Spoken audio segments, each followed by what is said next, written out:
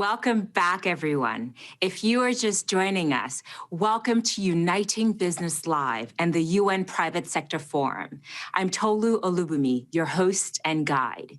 You can follow all of the chat right here on the platform, as well as on social media using the hashtag Uniting Business. The promise of the 2030 Agenda to leave no one behind can only be fulfilled through increased action and collaboration from the international community to protect and respect human rights. Our next high-level panel will explore how the private sector can play a critical role in the fight to end poverty by providing decent work and respecting the rights of their workers. Please join me in welcoming our moderator, the founder and CEO of Business Fights Poverty, Zahid Torres Rahman. Thank you so much, Tolu, for that introduction. As you say, we've got a very important conversation happening right now around the role that the private sector can play in tackling poverty by providing that decent work and supporting their employees through access to human rights and labour rights. My name is Zahid Torres Rahman, and I'm joined by an amazing panel to talk about this really important question today.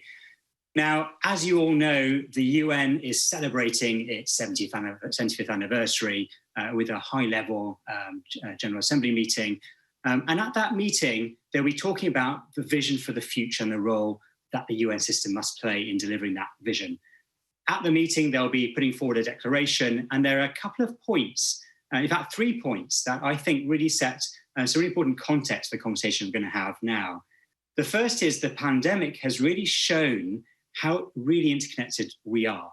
We've all been impacted by the pandemic, and especially for the most vulnerable, massive and devastating impacts for lives, livelihoods, and learning. And it's only by working together that it can really tackle those issues. Secondly, it has shown in the declaration that this is an opportunity, an historic opportunity to build back better, leave no one behind, build back greener. We already knew, actually, with the Decade of Action now starting, that we had a massive challenge ahead of us. But of course, COVID-19 has made that even more challenging. Under one estimate, pushing back progress in poverty reduction by maybe a decade. The third really important point from the declaration is the number of times, very rightly, that the term human rights is mentioned. Now, clearly, human rights are absolutely essential to delivering the Sustainable Development Goals. They're also absolutely critical for delivering peace and stability. And of course, they must be the foundation of building this future that we want. Now, against this context, we want to discuss in this session today how the private sector can very practically and tangibly deliver on that agenda on human rights. And I'm joined, I'm delighted to say, by an amazing panel, including Anita Ramasastry, who's the chair of a UN working group on business and human rights, and a professor of law at the University of Washington School of Law. And also, I understand, a professor in the space of sustainable development, which I think really raised some interesting questions, actually, around this connection between those two areas, which I'd love to come back to in the conversation. We're also joined by Lena Nair, who's a Chief Human Resources Officer at Unilever and a member of the Unilever Leadership Executive, and also by Andy Farrow, who is the Vice President of Corporate Affairs, Strategic Initiatives and Sustainability at Mars. So without further ado, let's jump into the conversation. So, of course, this moment is also the 10th anniversary of the UN Guiding Principles on Business and Human Rights. A lot of companies have made commitments, of course, to those. But let's face it, there are still gaps between commitments and action. Anita, perhaps you can kick off the conversation.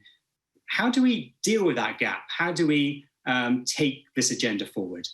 Great. Thank you, Zahid, and greetings from Seattle. And I want to step back for a moment and say, as you're saying, that UN Guiding Principles on Business and Human Rights have now been in existence for 10 years. But what we see really is that even commitment is something we still need from many companies. So the UN Guiding Principles, of course, ask companies to respect universal human rights and to use something called human rights due diligence to actually go out and look at their business operations, identify any impacts they're connected to, and to really just prevent or mitigate them, right? That's the idea. Do no harm, but first look and see what harm you may be connected to. And of course, the key message the working group has said many times is that if we think about Agenda 2030, which is just around the corner, right? A decade away now at this point. That if you use human rights due diligence, you can identify inequality in your own business operations. You can remediate and mitigate discrimination, debt bondage, right? Gender issues. And so dealing with human rights is a sustainable development tool, right? That the guiding principles help companies to actually achieve the SDGs. And so that's my key message today. But your questions, Aida, about why isn't it happening? I think the larger issue is, again, and the fear of the working group is that the real focus on the SDGs to some extent and sort of the positive impact side has left the sort of issue of the guiding principles in business and human rights to the side.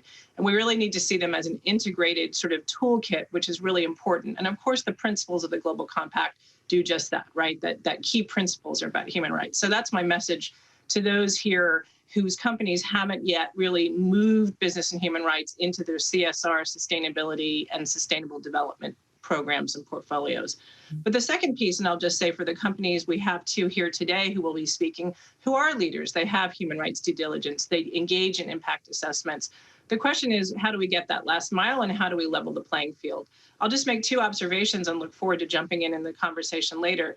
The first one is that we haven't yet sort of reached that definite last mile of the small, medium-sized business, the micro enterprise. And so for the larger companies, it's really about partnering and sort of leveraging to help really create that sort of virtuous cycle throughout supply, value chains, and business operations. So that's really one of the biggest challenges, right, is how do we scale down now that we have commitments from bigger companies. And then the second piece of this really is, in terms of challenges, is understanding that if we don't engage in this idea of business and human rights now, in terms of trying to achieve Agenda 2030, what is going to be the cost and the impact of this, right? If we don't prioritize human rights now during the pandemic and COVID, right, what will be the sort of the resilient issue, as you say, build back for companies, right? So that I would just say that the stakes are even higher now in the sense that the lives of our workers are critical, right? And if we don't take care of those in our supply chains now, right, then we won't even need to be talking about business and human rights in a decade. So that's my larger plea to everybody, is to say now is now.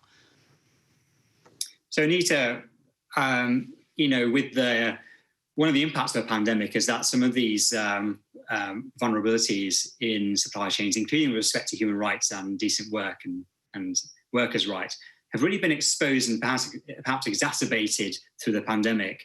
But also we've seen quite massive action taken by companies and perhaps a greater awareness. Does the last 6 months make you more optimistic or not? What's your reflection on what we've learned? It makes me see that perhaps we are at a pivot point where we can make that change. And this is what I think we're discussing and debating over the course of this session and others, which is, and again, business and human rights and the trajectory. I've been in this field for 20 years, right? So I see things as incremental, but the question is now, with such a big crisis on our hand, many crises, but the pandemic on top of them, can we act swiftly? I hope we can. And some companies we're going to hear from today have done that. But many didn't, and many often wait and are sort of reactive and say, well, unless the government tells us, for example, that workers need personal protective equipment, or we need to change our safety measures, we're not going to do it. The whole idea of the guiding principles is, of course, government can provide a nudge and push when needed, but it's much better for companies to actually look at their own business models and say, what steps do we need to take for our business to protect people? And we believe that's both good for the business, but more importantly, good, obviously, for society. Thank you. Lena, I'd like to bring you in at this point. So from your perspective, obviously Unilever has taken massive action in the last 6 months, but I know it's been active in this agenda for a lot longer. How do we bridge this gap from commitment to action? I passionately believe that human rights are the most human thing to do and a smart thing to do, because it's also about productivity, profitability, and importantly, looking after your most valuable asset. And I really agree wholeheartedly with everything Anita said, that this is the moment. If not now, then when will you look after people and ensure people in your value chain, people in your supply chain are fully looked after at this time of crisis? But tons of challenges. I know I speak on behalf of a company that's really leading at the forefront of this. I mean, we have been active to release our policy statement. For us, it's our DNA. It's the way we do business, doing it responsibly, doing it respectfully, doing it keeping all stakeholders in mind is something we do not because it's a legal obligation, because that's just who we are and that's part of our DNA. But there are a number of challenges. Let me add a few. One is the complexity and scale of supply chains. I mean, if I look at Unilever, we have 60,000 suppliers in 161 countries, just our, supplier value chain. We have logistics suppliers in 153 countries. We have marketing agencies in 151 countries, so on and so forth. So the complexity scale of ensuring that your entire value chain is embedding all these policies and principles is a massive task. The second challenge is the challenge of systemic stuff that needs to be tackled with thought leadership and with partnership with different companies. Because things like child labor, gender inequality are systemic issues. It needs answers beyond one company, one establishment, one institution. It needs real partnership and collaboration. The other is costs. Yeah, we know that the shareholder is going to reward us for constantly improving margins, making savings happen. And this constant pressure on the supply chain to find the margins, to make costs less and less, is squeezing something out. And therefore, it becomes harder for companies to do the right things because they're constantly having to balance multi-year pressures on cost lines, bottom line savings. And we can't run away from it. We have to face into it and say, how do we ensure that leadership in companies, boards, leadership executives give greater importance to multi-stakeholder delivery over multi-years, not just in-year delivery. And last but not the least challenge is the incentive systems, the financial incentives, everything that exists today. I believe we can only close the gap when we make accountability and ownership clear. I always say nobody's confused who to hold accountable if a company doesn't deliver its top line. Nobody's confused who to hold accountable if the bottom line doesn't get delivered. But when it comes to other things, gender inequality, when it comes to human rights issues, suddenly we don't know who to hold accountable. I would say we must hold CEOs and the top teams accountable equally for delivering business with keeping human rights at the center of everything they do. Just as we hold them accountable for delivering growth and bottom line and margins and everything else that's valued by shareholders, we must also hold them accountable for delivering all the other pieces of the agenda: human rights, living standards, decent work, all of that. So we deliver to the multi-stakeholders who have a stake in our business as well. Thank you, Leena.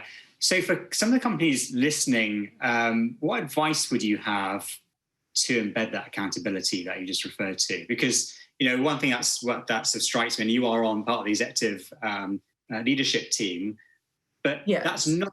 But these issues are not always, they don't always reach that level of the business. How do you embed it to that level within the company? What advice do you have for others listening? Zahid, if the CEO and the leadership teams are not willing to lead for it, we'll have an even bigger problem. It has to come.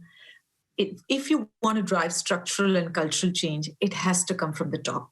Yes, the teams working on human rights can show the data, can make it a compelling reason for the business to pay attention to it. But the leadership and ownership of it has to come from the top table, because this is not easy solves. They're complex problems with complex stakeholders. So it needs structural and cultural change. So my advice to people who work in human rights functions, work in human resources, or work to make this alive, make sure you're bringing the data that makes this a real business imperative and creates a burning platform for change. Thank you, Leena. Great advice. Handing over to Andy. So, well, first of all, do those challenges resonate with you? But also, from your perspective, what would you say to other companies around filling this gap between commitment and action? Yeah, I think building on the last point, I think there's an awful lot that can be actually done in the HR profession in terms of building into incentives.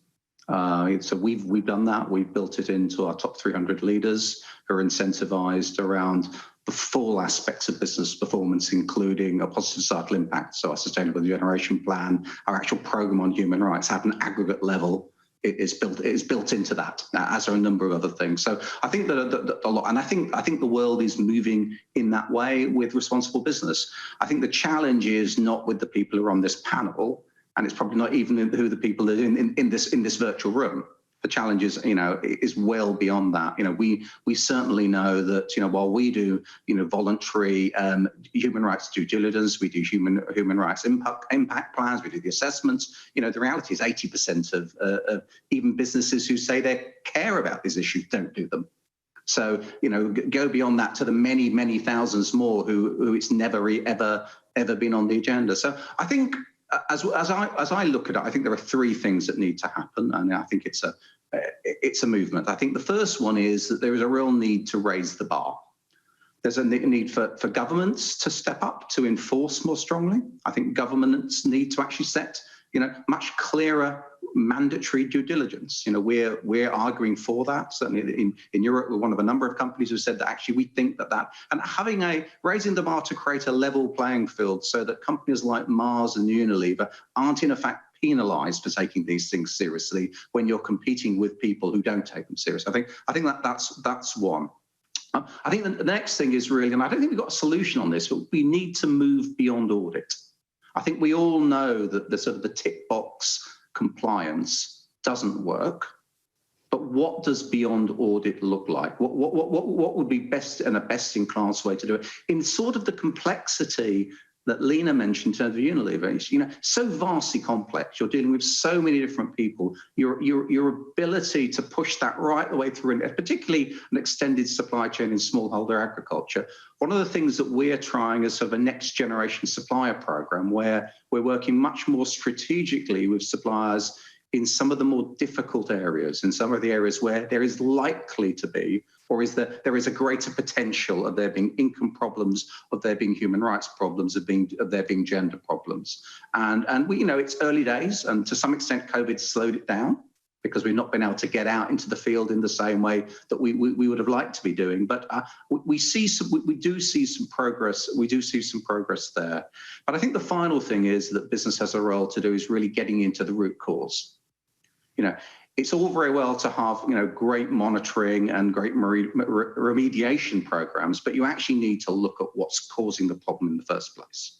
And part of that, and only part of it, but part of it is the relationship that business has with things that they used to call commodities, and still many people do call commodities.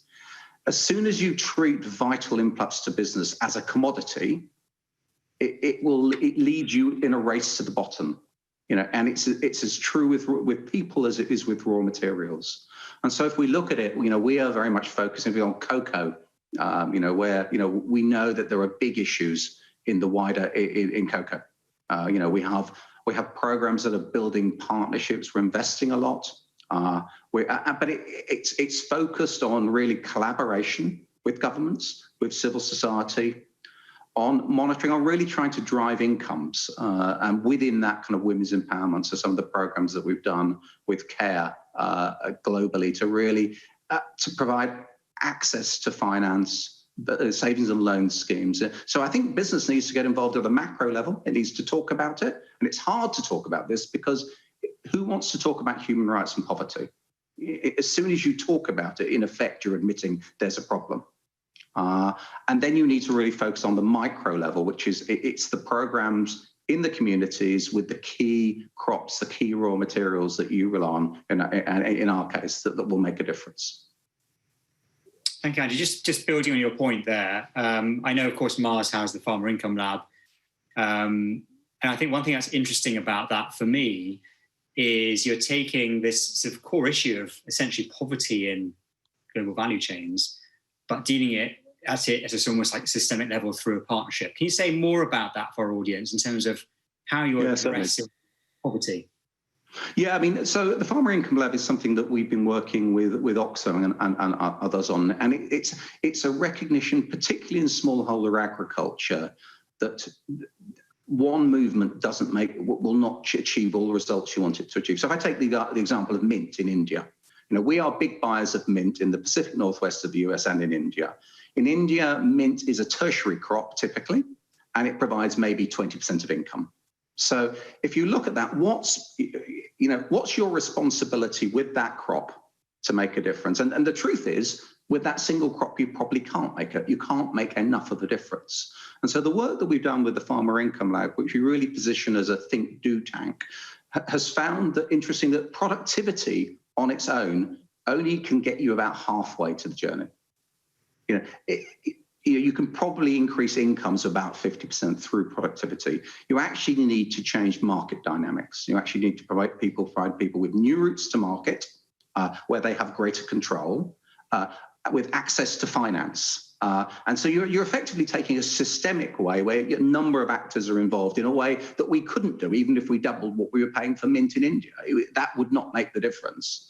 It's these programs that really change the power relationship and allow agriculture to develop. And you have to reason that most smallholder agriculture is in the position it is because the supply chains have broken and there's market failure. In most societies, as the societies grow richer, agriculture develops, and with that development removes many of the problems. And when you have smallholder agriculture, I mean, you've probably got 500 million people in smallholder agriculture who are in poverty. It's a demonstration that the system just getting a little bit better won't make a difference. You have to change the system. And Lena, it'd be interesting to hear your perspective on that. Some of these issues are so systemic and difficult to deal with. What have you, from your own experience at Unilever, learned about tackling poverty in global value chains? Yeah, it's a great question. I get so bothered when I read the data that says greater than 630 million people in 2019 didn't earn enough to raise their families from extreme poverty. And having grown up in India and grown up in a small place in India, it just bothers me that we are in 2020 and we're not able to guarantee people a decent income that they can look after their families and provide food on the table and provide basic housing and medical infrastructure. So it really, really bothers me. So one of the things, the way we're trying to look at it in Unilever is to answer your question, trying to look at it systemically. We started by saying, okay, we should make sure we pay living wages to all our employees. So we did that. We, paid living wages to all our employees, 160,000 direct employees across 190 countries. And believe me, it's not as easy as it sounds because every government has a different definition of what constitutes living standards. Minimum wages, the definition behind living wages changes. Even to determine what's the exact living wage in every country needs partnership, collaboration, and thought leadership. Believe it or not, it's not a ready database that you can just refer to. But then we said that's not enough because looking after our own operations is not enough. We have to think about our entire value chain. And that sort of extends the scheme from, do we have 2 million people in our value chain? Do we have 8 million people? Or do we have more? Because it really depends on how you define your value chain. And so looking at it in the broadest sense of the word, then looking at what our brands and products are doing to influence change around living wage, around minimum standards of living, and then looking at what we can do in partnership and advocacy. So we sort of look at any problem through all these four lenses. Our own operations, we need to put our house in order, no doubt about it. Then we need to make sure our value chain is fine. Then we need to make sure all our brands and products are influencing and advocating the right things, and that our own thought partnership and advocacy amplifies the work that we're doing. So what we've done is, so when we started discussing living standards, especially in a post-COVID world, we said it's not enough to say that people will get a living wage working for us. We must think about unemployment, employability challenges, the fact that some people in our larger value chain may be not having jobs tomorrow because they are by other employers who might put them out of a job because of COVID or other things. So we said we have to solve this systemically. You can't solve for wage alone. You have to think about its connection to employability, unemployment, future of work challenges where jobs are going to be made redundant in larger companies and value chains. So we said we will look at this more holistically and more systemically. And so we're looking at three things now. We say, yes, living wage with the four lenses, our operations, wider value chain, brands, etc. Then we've said, what can we do to take out the barriers for the underrepresented people? And that's a whole new field by itself. What do you do to think about racial inclusion? What do you think about gender inclusion? Inclusion for people with disability, inclusion for people with a different sexual orientation, and so on and so forth. So we're looking at all the barriers that come in the way of genuine social and economic inclusion for the underrepresented and vulnerable people who are part of our value chain, and what can we do to step up efforts in that area. And the third piece of the puzzle is, how do we take care of people when this future of work, digitization, automation, fourth industrial revolution is coming? And what we've sort of defined is we will leave no one behind, which means if anybody is impacted by change, whether they work for Unilever directly or they work in a larger value chain, we will create a future fit plan for them that either reskills them into the new jobs, upskills them into jobs inside or outside of Unilever, or provides them new employment, a new model, a new way of employment. So it's really looking at it systemically that allows to solve for it. Looking at jobs, wages, unemployment, providing skills for people who are unemployed. You have to look at the whole chain, from wages to jobs to unemployment to creating of opportunities to social and economic inclusion. You have to solve for it in entirety. So my answer to you, Zaid, is all of the issues, all of the challenges we have in human rights, we have to solve for it systemically, which means it needs tremendous leadership commitment and it needs tremendous understanding of the root causes that make these problems systemic.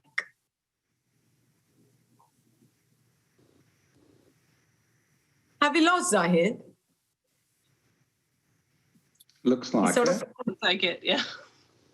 He's frozen. He's sort of frozen on my screen. Am I just talking? Lena, I can jump in maybe and just react a little bit to what you just said and what Andy did. And I agree with both of you. I think what you just identified in terms of living wage, issues of inclusion, anti-discrimination, and even the future of work all relate back, though, directly, and the guiding principles would say you've identified within your own business model, right, and your own connections, what those impacts are, and you're dealing with them. So it is systemic and holistic, but it, again, is very deeply connected to your business operations and really trying to then promote respect and promote human rights in that area. Andy took it a step further, and as a professor of sustainable development who looks at development economics, I very much agree, right, that if you're only focusing on sort of what your business operations are and sort of improving productivity within that model, it only gets you so far. So you do need to think about macroeconomic issues, increasing access to capital and increasing access to markets. Those are sort of development economics 101. But what I would say to both of you is I think you both identified, of course, what a company or a business should do with respect to its business operations to respect human rights and to maximize human development within that context. But Andy said there's a limitation to that. I just want to caution everyone today, though, which is to say that it is the role of business to help with those issues, those larger systemic structural issues of how economies fail people. But we also need to realize that maybe business shouldn't do it all. And I actually say that in the sense that, to some extent, business should also be engaging with development finance institutions and with governments, right, to sort of promote change at that level.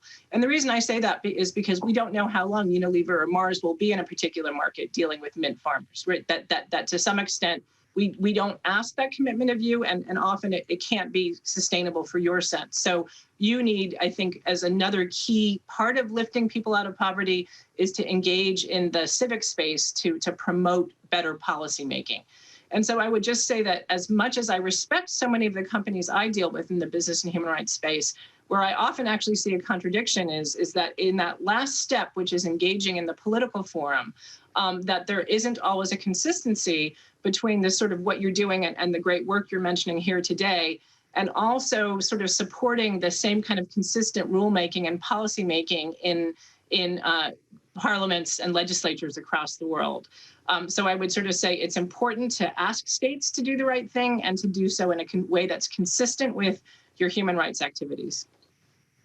I agree very strongly with that. I mean, I think one of the problems that often companies have, frankly, is trade associations.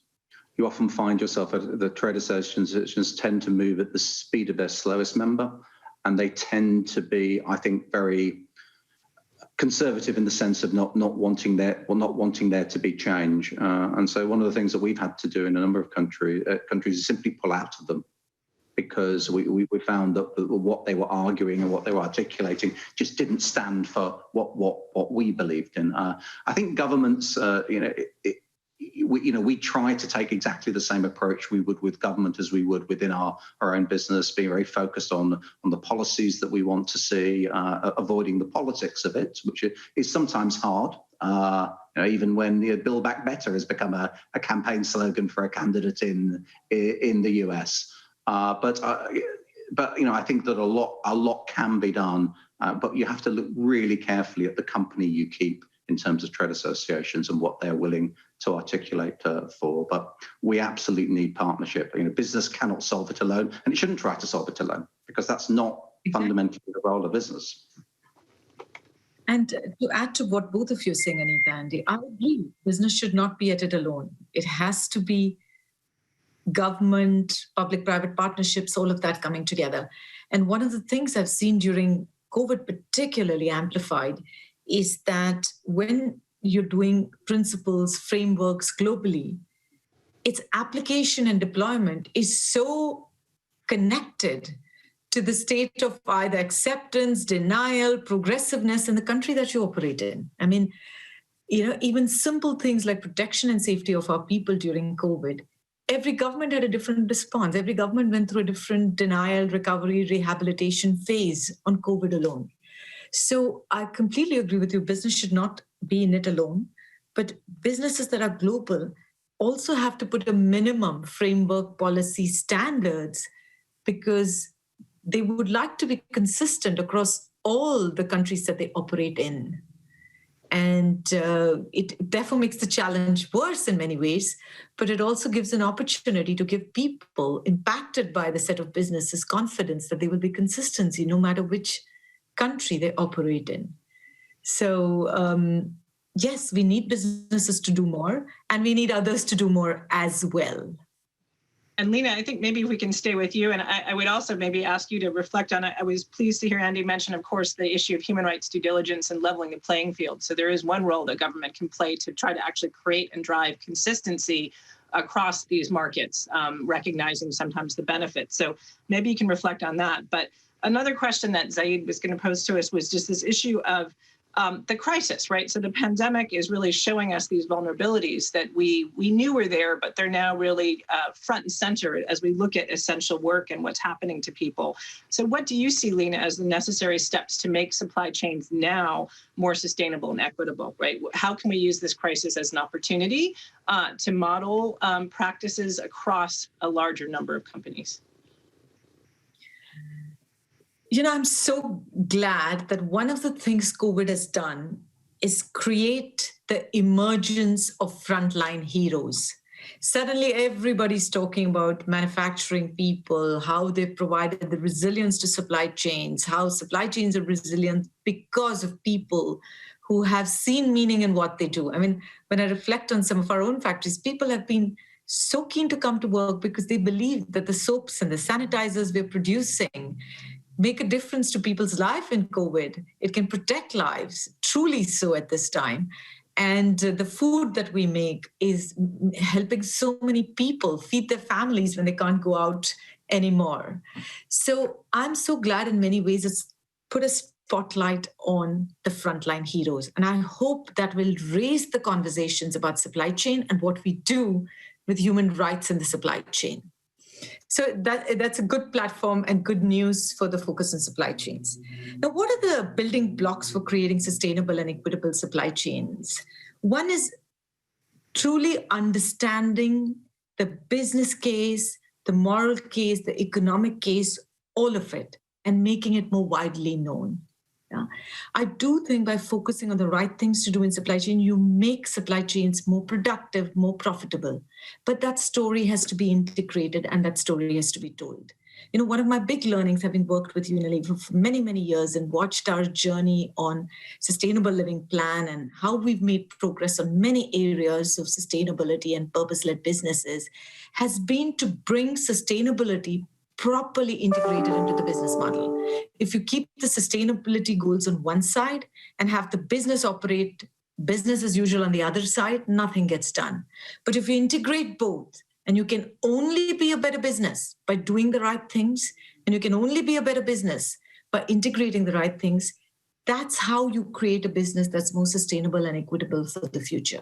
So the first building block is to make people aware of this business case, why it leads to a better business, why it leads to better economic benefits for the business.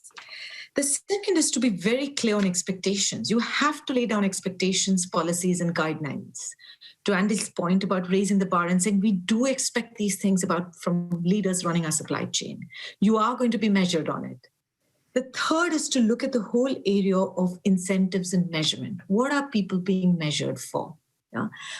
How are you bringing all this into their consciousness? I mean, a simple example, one of the 4 things our long-term incentive programs are linked to in Unilever is sustainability index, which is a combination of 4 or 5 things that includes embedding human rights in our business, is strongly integrated.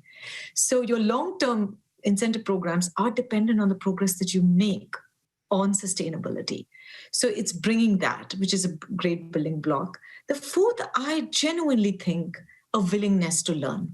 We are going to find when we do human impact assessments, when we do due diligence, that there's a lot to be done. We're not going to find everything pretty and everything in order. We are going to find stuff that we don't like, that's unpleasant. Yeah? And being willing to learn from that as companies, as businesses working together is so important. I remember when some of the Oxfam reports have come in different countries on labor practices. We have to be open as businesses to engage and understand, be willing to learn, be willing to accept that not all is perfect. Our vision is lofty, but the actions on the ground may still need more work. And last but not the least, you need steadfast commitment from leaders. The point about ownership, accountability, commitment, because you have to stay the course for many years to truly fundamentally change things. And cross-industry collaboration, last but not the least, because if we get at it together, Consumer Goods Forum, for example, getting together, other industries and sectors getting together, it's through collaboration, through learning and sharing, through understanding how we've been able to implement it in different parts that we can make true progress. So it needs us to come together as never before. I think those are some of the suggestions of some of the simple steps we can take to build a more sustainable and equitable supply chain. Great. Thank you, Lena. And Andy, your perspective on this as well, in terms of what do we need to do now in terms of sustainability and equitable supply chains? I mean, it's hard to disagree with much that Lena said. I mean, it's a broad and a kind of systematic approach. I mean, I think I look at it in terms of what could you do in the short term and what do you do in the long term. I think in the short term, there's a crisis and you need to respond to that crisis. We have had parts of our supply chain that will be much worse, more adversely hit by this than others. And you need to apply that lens. The normal 2025, 2030, 2035 timelines don't really work for that.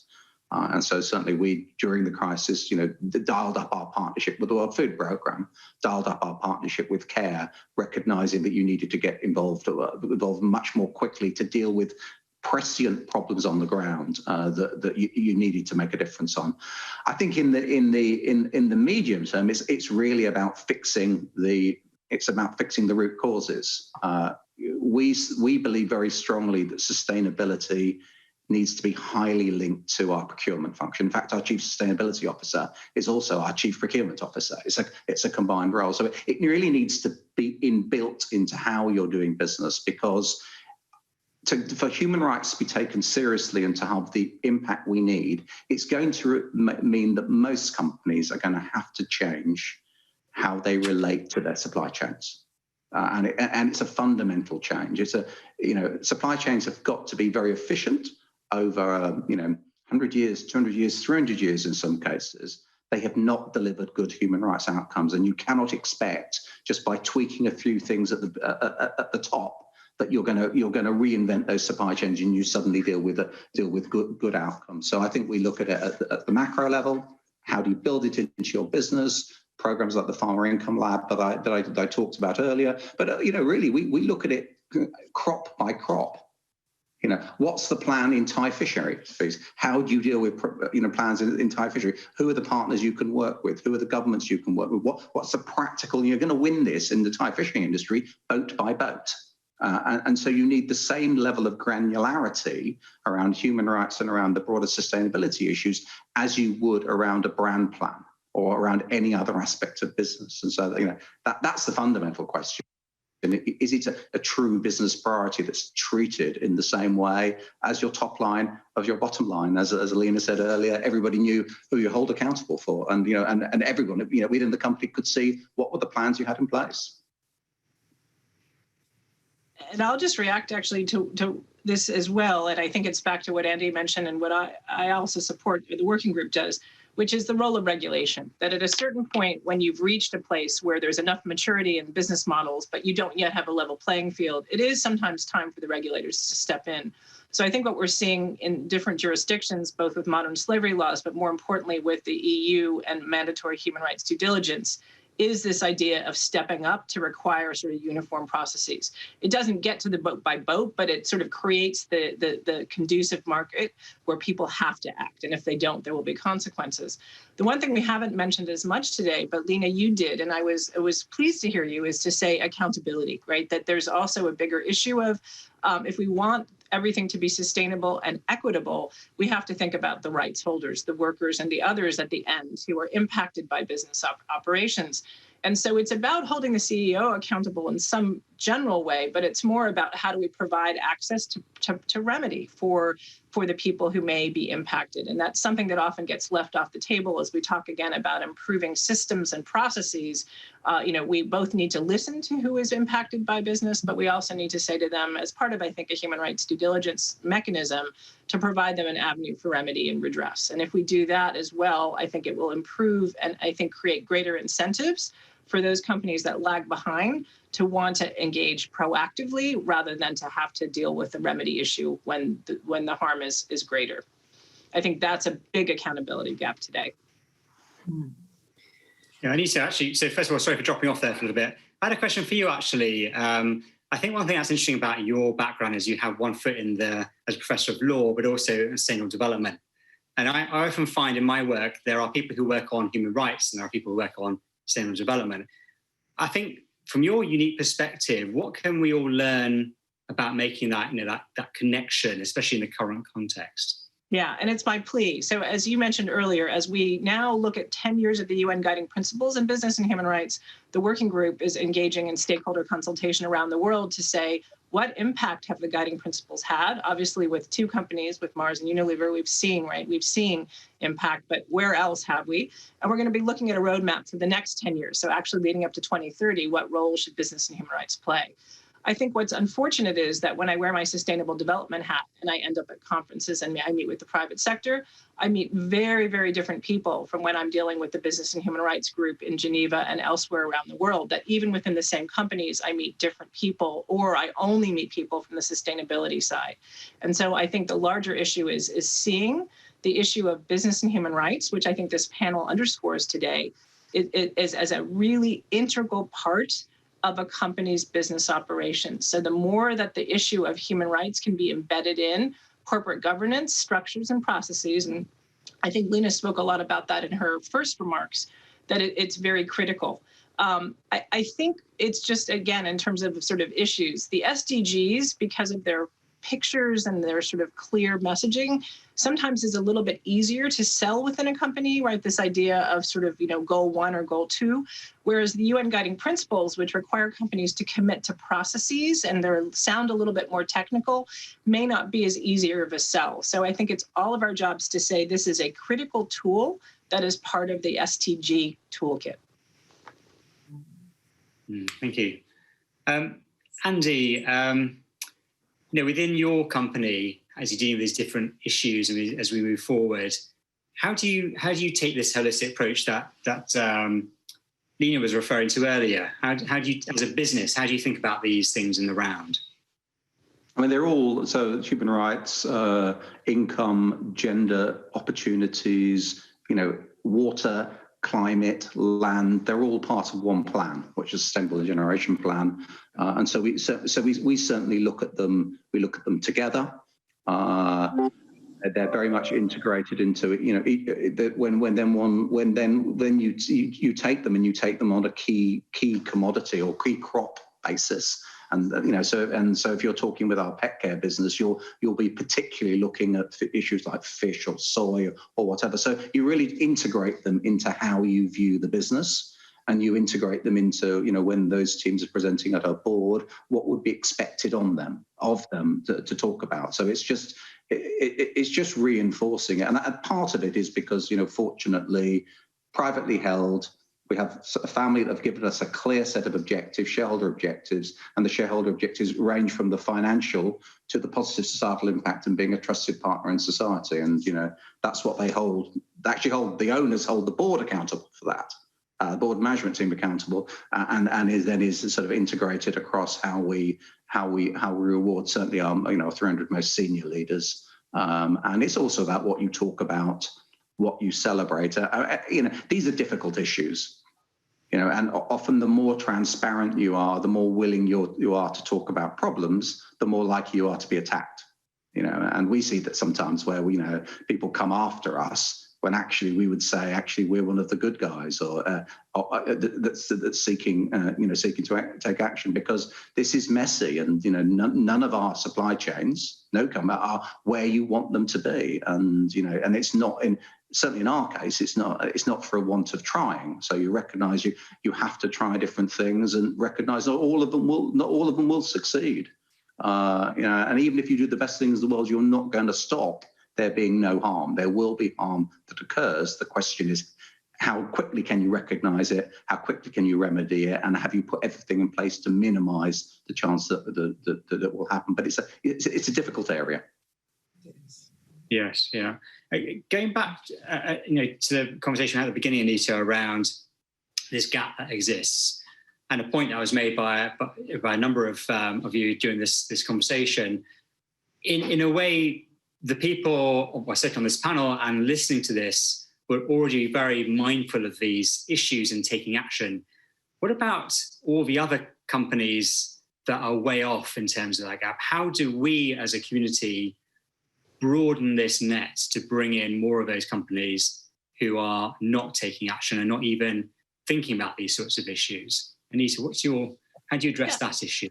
Well, I think we need to step back and look at other movements, whether they're environmental or the other area where companies have very active engagement is in the area of anti-corruption and integrity, where there's a sort of requirement, right, based on initially, national laws, but even an international treaty, that companies have to do something.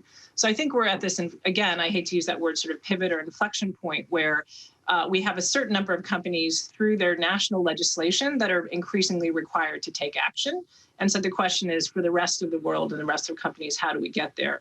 So part of that is expectations, right? So the companies that already do, either because they must or they want to, that they ask their business partners to actually do the same thing. And we've heard about that from Unilever and Mars, right? That it's the expectation of partners and suppliers that you have to live up to the same standards. So that's one, but that only gets you so far. And that's where you move into the question of, is it time now for regulation? And I think we've heard from the EU that they believe the answer is yes. And I think we're starting to see that. So whether that will spur a sort of larger movement, I think I would hope we would. Just another area that I think we've seen some of that happen is on a much more specific level, is in the area of conflict minerals, right? Where we saw initially, the US Act, but we moved on to the EU. We have standards at the OECD, but that's had a spillover effect in terms of even regulation in places like China. So I think, again, thinking about how we can sort of spur that sort of push and chain reaction over the next decade.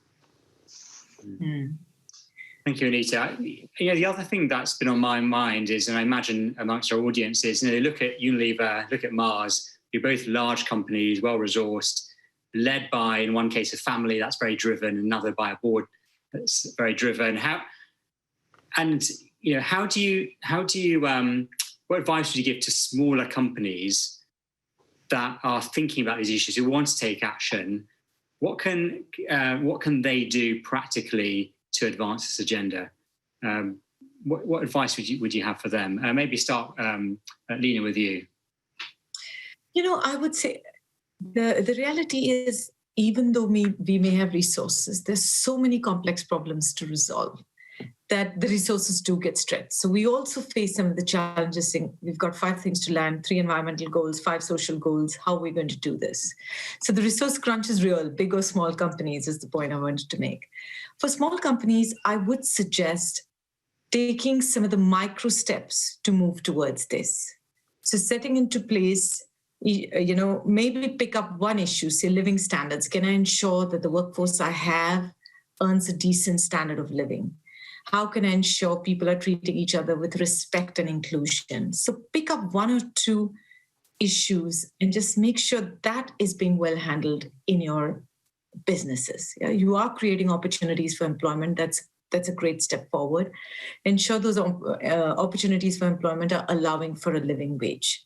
So I would say that I think a lot of stuff that comes to smaller companies, a bit to Anita's point, governments, regulators have to play a big role.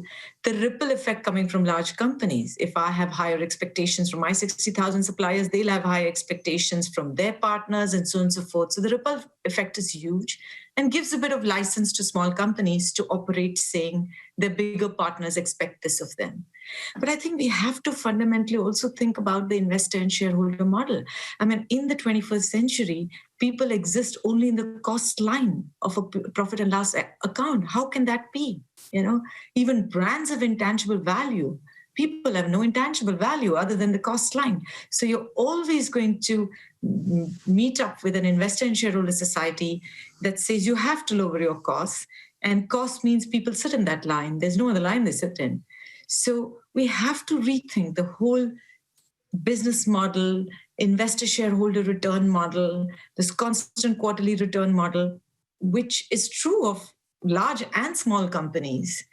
And so in addition to everything Anita and Andy said, I think we have to seriously think about recasting the financial framework for the 21st century. Thank you, Lena. Really important point there. This point around, I guess, the role of investors as well in this whole conversation is a massive one. And I probably don't have time to go into it now, but a whole important track of conversation.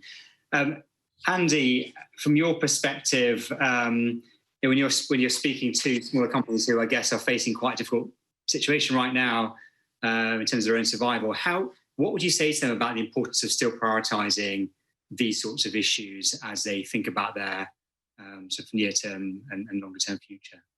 Yeah, if they're smaller companies who are part of our supply base, we understand the challenges they face. We're doing what we can to make a difference, but over the medium term, we expect them to make movement on these issues. And everybody accepts that, with the global pandemic, it has changed a bunch of things that people have planned to do this year that they can't do. But I think over a 2 to 3 year period, that can't be the case. I think for small companies, just as well as big companies, if you want to attract talent, if people want to work for companies that are fundamentally doing good things, and that is critical in the battle for business success. So that's fundamental. The other thing, the advantage you have as a smaller company is that you actually have far more choices about how you're building your supply chains. So if you start by asking the questions, and certainly if you're in the early stage, you are able to make choices about how your business goes. We're having to rethink an entire palm oil supply chain that's been there for 100 years. And, we've had to radically simplify it so that we can get to a situation where we only supplied by 100 from 100 mills, not thousands. And then you've got small enough. If you're starting from a smaller base, then you can actually make those choices that we wish we'd made 100 years ago in terms of how we build a supply chain. So I think everybody has an opportunity to make a difference. I think everyone has an ability and a need to act responsibly as a business. I'm very hopeful that the introspection that's come through COVID and plus the desperate need for action will see better outcomes coming from it. Thank you, Andy. A really powerful message there. So just in conclusion, I'd like to each just maybe in 30 seconds, just say what your key perhaps takeaway is from the conversation today. Anita, if I could start with you. Great. Well, I think my key takeaway again is that as we look at 10 years of the UN Guiding Principles in Business and Human Rights, I'm pleased to see companies such as Unilever and Mars that have embedded and used these as tools for the betterment of their own business operations, but also the betterment of the people who work or are impacted by their supply chains. So that's really heartening. And now they are leading by example, but we need to do much more. So my hope for the next decade is that business and human rights will become really a key term that is embraced by a much larger group of businesses around the globe. Thank you. Lena. My key takeaway is, the time is now. If not now, then when will we make this change happen? The pace and speed and urgency around these actions has to go up. And companies like Mars, Unilever have to lead the fray, inspire the rest, set an example, but everyone needs to lean in. There's government actions, there's regulators, there's investor action, there is leaders of companies. But this is the time for great leadership and commitment to do the right things and to treat human beings like our most valuable asset. Thank you, Lena. And Andy. Yeah, I mean, I think I'd say three things is that it's critical that you get to the root causes and work from the ground up in terms of making a difference and tackling the root causes. I think the second thing for any company is if you don't know about your human rights, it means you don't care about human rights. So you have to start by asking the question. And I think the final thing is that this is a partnership. It's business, it's civil society and government. Everybody needs to raise the game. Everybody needs to step up. Great, thank you. And thank you to all of you for joining us today for this panel. Really, really great insights. And thank you to the audience as well for being here today. We're going to now hand over the floor to His Excellency, Mr. Somasak Thepsutin, the Minister of Justice of Thailand, for some remarks. Thank you once again for joining us. ผู้บริหารเครือข่าย Global Compact และองค์กรภาคธุรกิจผู้มีเกียรติที่เคารพทุกท่านผมรู้สึกยินดีและเป็นเกียรติอย่างยิ่งที่ได้รับเชิญให้กล่าวถ้อยแถลงในหัวข้อสิทธิมนุษยชนกับการพัฒนาการดำเนินธุรกิจที่ไม่ทิ้งใครไว้เบื้องหลังในห้วงเวทีการประชุมภาคเอกชนเครือข่าย Global Compact แห่งสหประชาชาติและในโอกาสการฉลองครบรอบ75 ปีแห่งสหประชาชาติในวันนี้ผมทราบว่า UN Global Compact เป็นโครงการหนึ่งของสหประชาชาติที่ส่งเสริมให้บริษัทต่างๆทั่วโลกใช้นโยบายในการดำเนินกิจการต่างๆโดยเน้นความยั่งยืนและการมีความรับผิดชอบต่อสังคมและสนับสนุนให้ภาคเอกชนดำเนินธุรกิจให้สอดคล้องกับหลักการที่เป็นสากล10ประการของ UN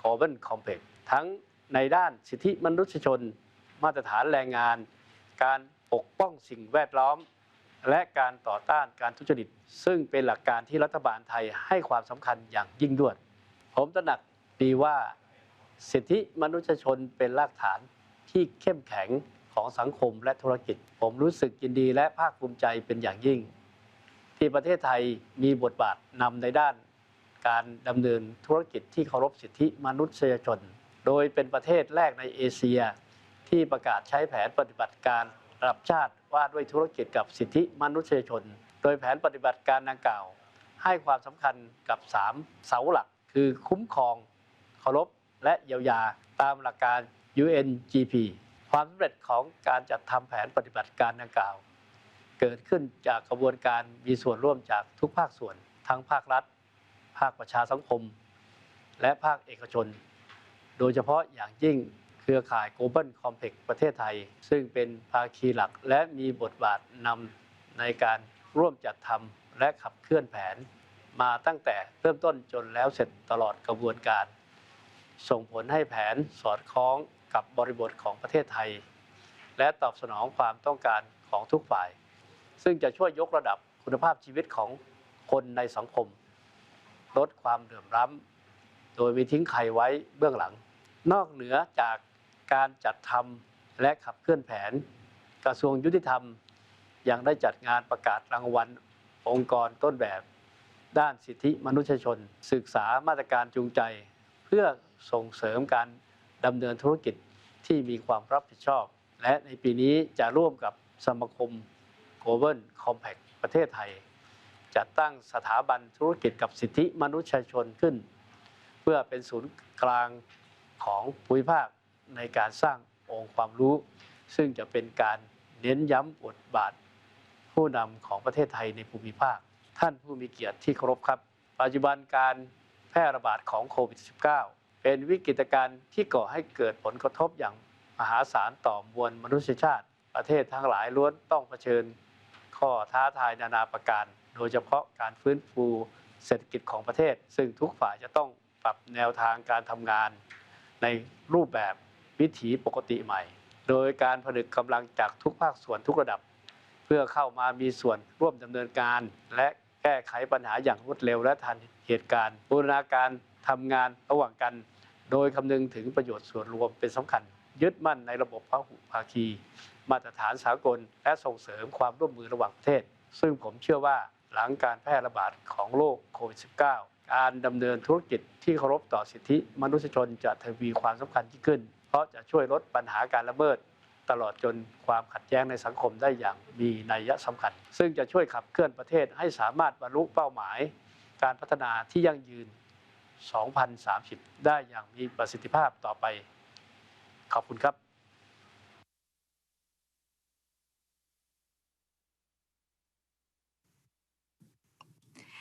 Thank you, Your Excellency, and many thanks for that robust discussion on how business action on human rights is critical to advancing a world where no one is left behind. Next up, I suggest you stand up and stretch your legs as you move to the breakout rooms where you can choose from one of 6 global leaders roundtables on human rights, labor, and multilateral cooperation. These intimate discussions feature leaders from business, civil society, and the UN. Please join us in the breakout rooms now.